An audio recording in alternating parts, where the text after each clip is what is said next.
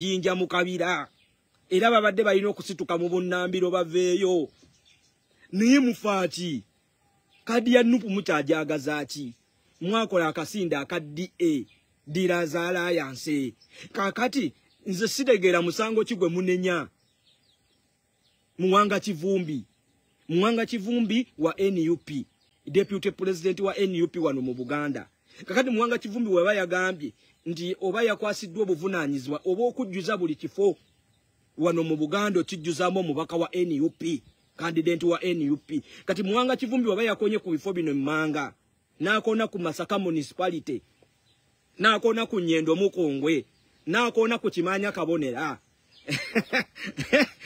Zintebe municipality nezikonwako kakati muchachali kachi kubanga those positions are vacant when you ceased to be members of National Unity Platform bane tukozese ku bwongo ochachali kachi Abedi Bwaniko ochali member wa Nuupu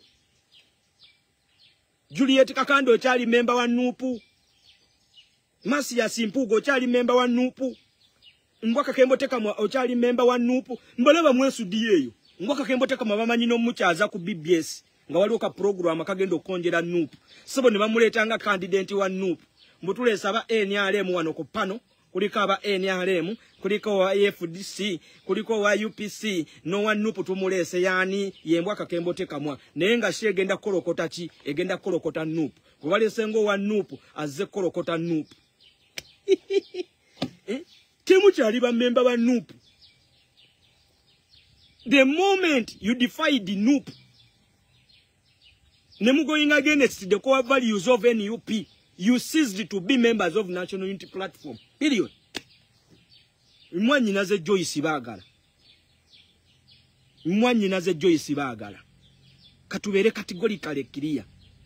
The moment obukulembeze bwa Nuupu we wasalawo ne bukugamba Joyce bagala ddake ebbali obuvunanyizibwa bwe twakuwa ddake ebbali Honorable Joyce bagala n'olemera ku kifo ekyo you defied the NUP tekiri kugamba nti ogenda mu constituency n'ogerera NUP ebikikinike ebyo situnabirabako naye NUP yayisa order NUP yayisa resolution ne kugamba okusinzira ku biriwo Honorable Joyce bagala obuvunanyizibwa bwe twakuwa ddake ebbali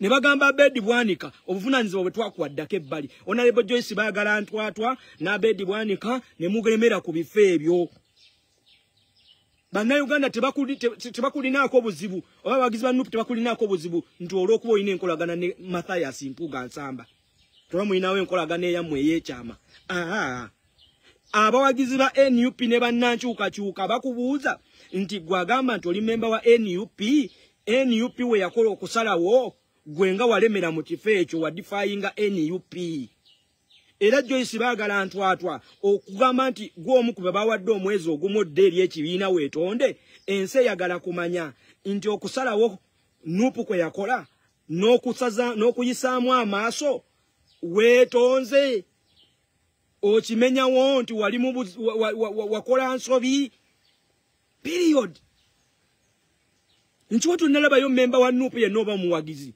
nga akugamba nti Joyce bagala tukutaddeko omusango gwakogerera Nuupu bikikinike oba gwakuvuma president Kyagulanyi Munnayuganda yandikitegedde nti olinawo enkolaganayo n'ow'ebitaano w'ekirespect nti yes it's fine naye ate we tudda ku kibiina obadde lawyer eri ekibiina These are the questions Honorable Joyce bagala leka kubuzaabuza kugenda bbali beera kiriya nti munnaye nasobyamu eri ekibiina kyayisa resolution kyakola okusalawo wekuti ku bukulembeze bwaffe mu parliament nennemera ku kifo ekyo era eyo ye yali ensobi gye bakozesa yali empiki gye bakozesa okutomeza singa wali kulira nga ddala oli lawyer eri ekibiina Honorable Joyce bagala ntwatwa in fact gwe mukyala gwo nnuma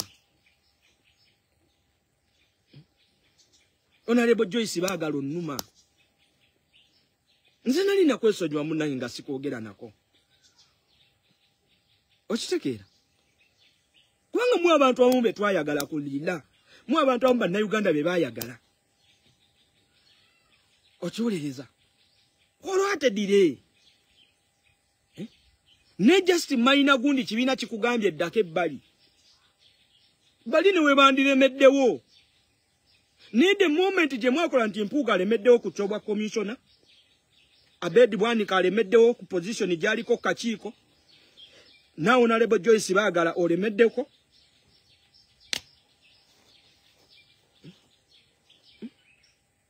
Kati munayo bannayuganda wandibadde basuubira kola ki? Kitegeeza mwafuuka bamawaggali. Mwafuuka bakyetwala. Okiwuliriza? So ekyo kyonna tewali kyewa complaininga kirala.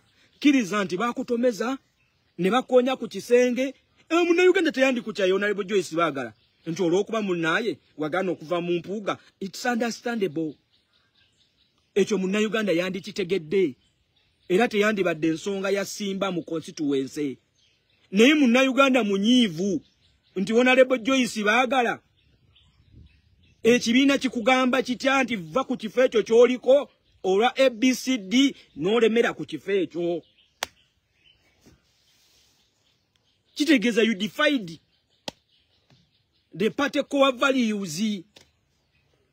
You went against the party. Okitegera? Okategedde? Kati bannayuganda mune bannayuganda bagenda kutambula n'omuntu ali loyo eri ekibiina.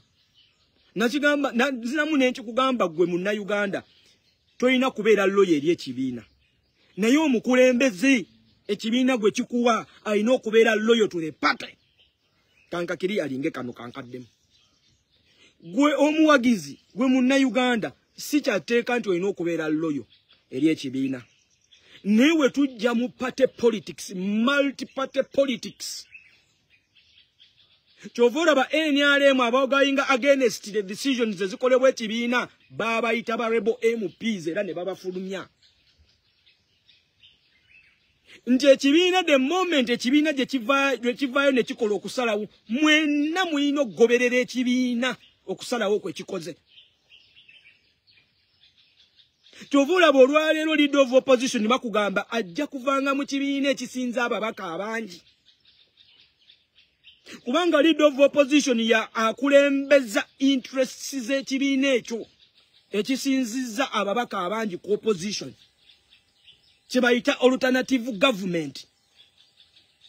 Alternative government. Nti nupu wevayo n'okusalawo kwonna mwe ba members bonna sitwagala kuwulira atakyalika. Muyina kugoberera kusalawo kukoleddwa kibiina. Okiwuliriza? Era kino kakibagende mu matu. Mukwate abakulembeze abali loyal to the party. Mukwate abakulembeze abali loyal to the leader of this revolution, to the leader of this struggle. Mukwate abakulembeze abali loyal eri omukulembeze wa revolution yen. Wa struggle.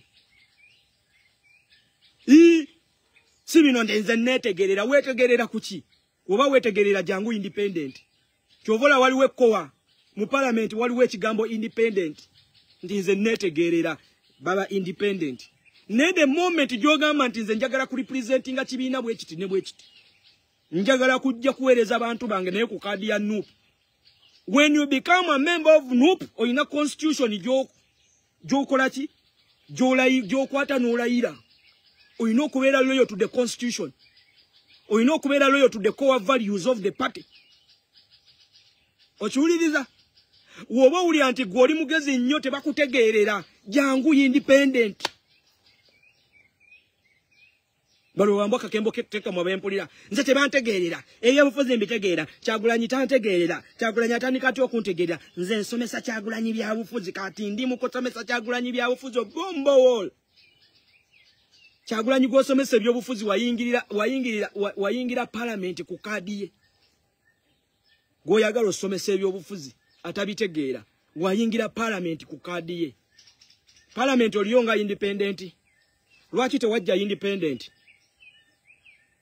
Ngoba uzito wa nnyo ng'otegeera okusinga Kyagulanyi. Ng'otegeera okusinga NUP ng'ekibiina. Lwaki tewajja independent? Lwaki tewajja independent? Kitegeeza wali kakyere. Wali kajjajjatta. Kitegeeza NUP erina okutegeerera. Tolina. You have no ground ko standing agotegeere wetegeerere tewetegeerera.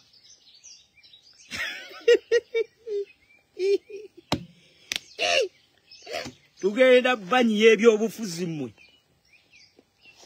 We are not here to play politics. We are here to take power. Tujja kuzanya politics nyense eteredde tugifunye mutano. Niyo ku mulembe gwa Museveni ng'akyaliwo wano. We are not here to play politics.